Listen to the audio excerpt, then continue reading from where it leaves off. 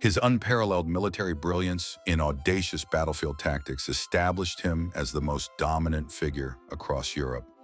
Napoleon's triumphs over the First, Second, and Third coalitions culminated in the dissolution of the age-old Holy Roman Empire. Later conflicts witnessed Napoleon extending his dominion to the very frontiers of Tsar Alexander II's Russia. In 1806, seeking to avert open conflict, Napoleon and Alexander I formalized a treaty. This agreement signified the inception of a delicate Franco-Russian alliance in a shaky personal bond between the two leaders. Following his victory against the Fifth Coalition, Napoleon annexed Western Galicia from Austria, edging France's imperial boundaries closer to Russia. From Tsar Alexander's viewpoint, Napoleon's increasingly ambitious designs began to appear markedly menacing. Napoleon sought to mend relations with Russia by proposing marriage to the Tsar's sister, Anna Pavlovna. However, when the Russians hesitated in their response, Napoleon executed a striking power move. The French emperor instead married Marie-Louise of Austria, thereby solidifying the Franco-Austrian alliance and provoking ire within the Russian court. By early 1811, it became evident to Napoleon that the Russians were not inclined to support him in blockading Great Britain.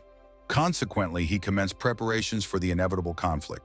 He issued directives to deploy officers to strategically important Baltic ports such as Stettin and Danzig, hoping to intimidate the Russians into compliance.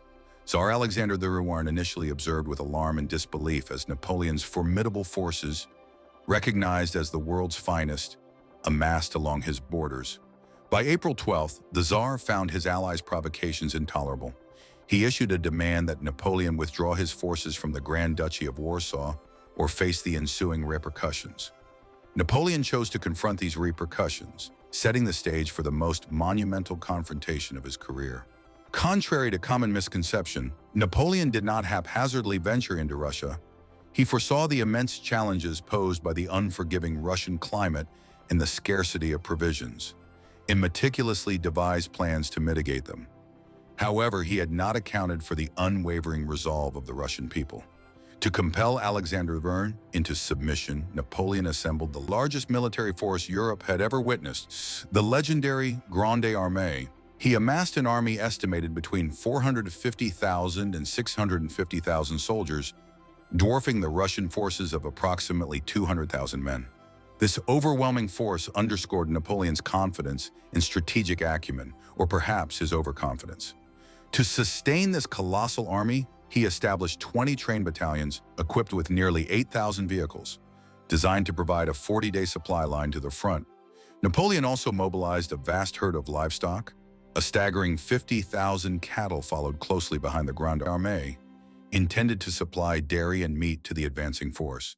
In total, the army's supply trains transported over 8,000 tons of provisions, using both heavy and light wagons into Russian territory. This was a truly continental undertaking, but questions lingered whether it would suffice. Napoleon's Grande Armée genuinely embodied the French Empire he had forged, and to the Russians it must have appeared as if the entire European continent was descending upon them. The Grande Armée comprised Frenchmen, Poles, Lithuanians, Germans, Italians, Spaniards, and many more nationalities. However, it was not a unified Napoleonic family in spirit. While French and Polish officers marched with zeal for Napoleon, officers from other parts of the empire displayed less enthusiasm. Originating from nations subjugated by Napoleon, many fought more out of apprehension or duty than genuine allegiance. This inherently unstable foundation for such an ambitious campaign was poised to crumble before Napoleon's very eyes. As the Grande Armée entered Russian territory, they anticipated fierce opposition from the defenders. Instead, they were met with a reception that resembled a red carpet welcome. A few Cossacks fired a mere 3 shots at the invading force before retreating into the distance. For Napoleon, the crossing was facile, perhaps suspiciously so. As Napoleon observed his forces streaming across the Niemen River, he encountered more resistance from Russia's wildlife than from the Russian military. A startled rabbit spooked his horse, causing the French emperor to fall to the ground. Though he emerged from this embarrassing incident with only a bruised hip, whispers of ill omens spread rapidly throughout the ranks. Despite the initial ease, the Grande Armée's advance into Lithuania quickly exposed critical flaws in Napoleon's meticulously crafted plans. The Grande Armée, along with its 100 cannons, struggled to navigate the rudimentary dirt paths winding through birch forests and marshlands. Forced marches propelled Napoleon's core forces ahead at a breakneck pace, while the supply convoys, hampered by the poor road conditions, began to lag increasingly behind. Those at the rear endured the worst, suffering hunger, thirst, and exhaustion even before a single major battle had transpired. In the preceding decade, Napoleon's foraging strategy had proven exceptionally effective in Central Europe, where dense populations and fertile farmland provided abundant resources. Napoleon anticipated that Alexander would seek peace following the fall of Lithuania. Instead, the Tsar remained resolute and retreated further into Russian territory. On June 29th, the Grande Armée experienced a respite from the scorching Russian summer heat. But what followed was even more devastating. A violent thunderstorm erupted, transforming Lithuania's roads into impassable quagmires. Horses collapsed, wagons became mired, and the army struggled to advance. Many soldiers lost their boots in the bottomless mud. The storm's intensity struck down officers, inundated camps, and it effectively paralyzed the Grande Armée. It appeared as if nature itself was conspiring to thwart Napoleon. However, the cessation of the storm merely heralded the onset of something even worse. When the storm subsided and the sun emerged from behind the clouds, Napoleon and his rapidly deteriorating Grande Armée momentarily breathed a sigh of relief, but their reprieve was short-lived. The intense sun baked the mud-laden roads into jagged, hardened paths that fractured horses' legs and shattered wagon wheels, further disrupting supply lines. The officers desperately sought relief, but more tribulations were on the horizon. Hunger transformed Napoleon's once formidable Grande Armée into a desperate scavenging mob. Shortly after the thunderstorm cleared, the Grande Armée confronted a new, invisible adversary, typhus. Officers developed high fevers and distinctive red rashes, signaling the deadly disease's spread. For Napoleon's army, this sickness proved more destructive than any Russian artillery. With hunger and disease eroding the Grande Armée, some soldiers elected to seize control of their own fate. Stragglers and deserters abandoned Napoleon, coalescing into a lawless, marauding group numbering nearly 50,000. These desperate men initiated a brutal guerrilla campaign against local peasants, further destabilizing Napoleon's already strained supply lines and plunging the countryside into chaos.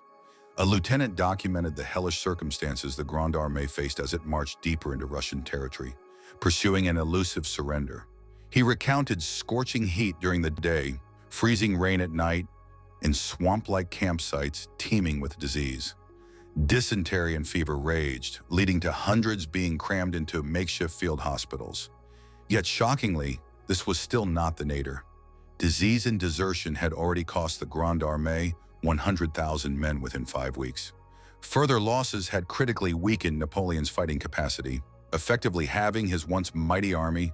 Whether driven by hubris or unwavering confidence, Napoleon remained convinced of his eventual victory if he could only compel the Russians to engage him in open battle. However, this was a significant if. He boldly proclaimed, "I have come once and for all to finish off these barbarians of the north. They must be pushed back into their ice." His confidence was not entirely unfounded. Late into the summer, Russian forces continued to evade Napoleon's larger army, yet thousands had still perished in Smolensk and other smaller engagements. The Russians were determined to avoid direct confrontation at all costs, but they could not outmaneuver Napoleon indefinitely. On September 7th at Borodino, a mere 75 miles outside Moscow, the Grande Armée finally cornered the Russian resistance. With the Russians contained, Napoleon had the decisive battle he had sought. The Battle of Borodino unfolded as a macabre symphony of destruction and carnage. With an average of 3 cannon blasts and 7 musket shots every second, fueled by renewed confidence from his apparent victory, Napoleon propelled his forces deeper into Russia. On September 14th, Napoleon entered Moscow, anticipating a triumphant welcome. Instead, he discovered only ashes. The Russians had evacuated the city and set fire to much of its infrastructure, specifically to prevent Napoleon from utilizing it. Napoleon believed he had achieved victory, but he could not have been further from the truth. As Moscow burned, French soldiers looted the abandoned city, indulging in the liquor left behind by the Russians. Meanwhile, Napoleon remained certain that the abandonment of the capital signified that Tsar Alexander I had conceded defeat, and he awaited the Russian ruler's peace overture. Napoleon waited and waited for Alexander I's surrender, but a heavy snowfall signaled the imminent arrival of the dreaded Russian winter, compelling Napoleon to act. Thus, on October 19th, after 36 days in Moscow, he led his officers out of the smoldering ruins, hoping to outpace the rapidly plummeting temperatures. By the time the Grande Armée departed Moscow, disease, starvation, skirmishes, and battles had reduced the once formidable force to a mere 100,000 men. Napoleon's once mighty army staggered out of the city as a shadow of its former self, and only a fraction of that reduced force would ultimately return home to recount the harrowing tale. Napoleon initially planned to retreat southward, attempting to evade the worst of Russia's brutal winter. However, the Russians anticipated his strategy and intercepted his exhausted and demoralized troops. Although the Russians suffered defeat in this engagement, they succeeded in forcing the Grande Armée back onto their original route of invasion, leading them through ravaged lands and into the unforgiving cold. As the Grande Armée retraced its steps, the terrain offered no respite. They had already foraged and pillaged all available resources along this route during their advance into Russia, and what little remained had succumbed to the harsh cold. Deprived of food and water, horses collapsed in droves while relentless Russian attacks harassed the retreating army's flanks and rear. Napoleon's retreat swiftly devolved into a chaotic rout as soldiers deserted or simply succumbed to exhaustion and fell behind. Then what little remained of his men's morale plummeted to rock bottom as they traversed the battlefield of Borodino. Thousands of rotting corpses, their comrades and enemies alike, lay unburied, their remains scavenged by wolves. Shortly after passing through the hellish scene at Borodino, Napoleon and his Grande Armée encountered yet another formidable adversary, the Russian winter. An unusually early and severe cold front descended, unleashing howling winds, sub-zero temperatures, and heavy snowfall. As temperatures plummeted, thousands of men and horses succumbed to the cold. A French officer recounted the devastating impact of the Russian winter on the ill-prepared army. One constantly found men who, overcome by the cold, had been forced to drop out and fall to the ground, too weak or too numb to stand. Survival instincts superseded military discipline as soldiers resorted to horrific measures to stay warm. Some split open the carcasses of dead animals, crawling inside for warmth. As temperatures continued to plummet, reaching as low as 35 degrees, the French soldiers desperately sought any source of insulation imaginable. Allegedly, the Grande Armée resorted to utilizing the frozen bodies of their fallen comrades to insulate windows and block the icy winds. The dire situation within the Grande Armée's retreat became so extreme that some resorted to the unthinkable. Reports emerged of soldiers turning to cannibalism to stave off starvation. In one of the most chilling accounts from this disastrous invasion, soldiers are said to have consumed the flesh of horses while the animals were still alive. Even those who managed to find sustenance still faced the relentless cold, and most could not endure. Soldiers suffered snow blindness, and their breath froze into icicles as it left their mouths and nostrils. Countless more simply collapsed in the snow, never to rise again. For those who strayed from their units, an icy grave was virtually assured. As temperatures continued to fall, men began charging each other gold coins merely to share a fire, while brutal fights erupted over scarce food and water. The once disciplined Grande Armée had devolved into a chaotic and cutthroat mob. By November 9th, Napoleon reached Smolensk with only 60,000 men still capable of standing. The first to arrive received some limited good news, stumbling upon a modest supply of food. However, driven by insatiable hunger, they consumed everything in sight within the first day. By the time the army's rear guard arrived, nothing remained.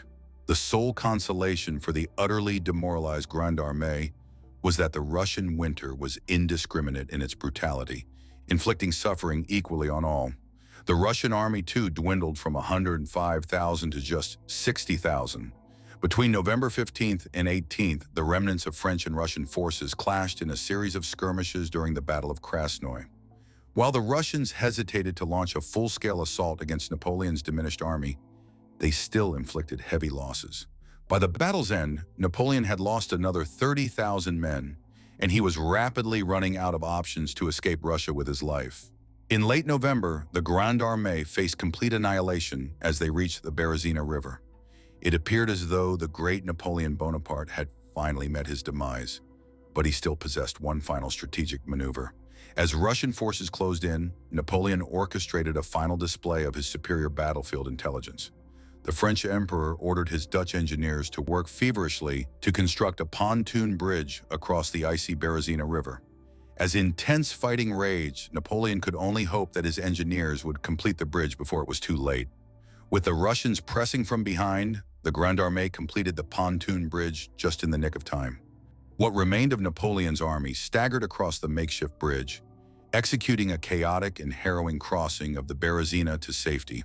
Following the Berezina crossing, the Grande Armée disintegrated into utter disarray. From that point onward, it became a desperate struggle for individual survival. On December 5th, Napoleon committed an unthinkable act. He abandoned his own army. Amid his spectacular failure, rumors of a coup began to circulate in Paris.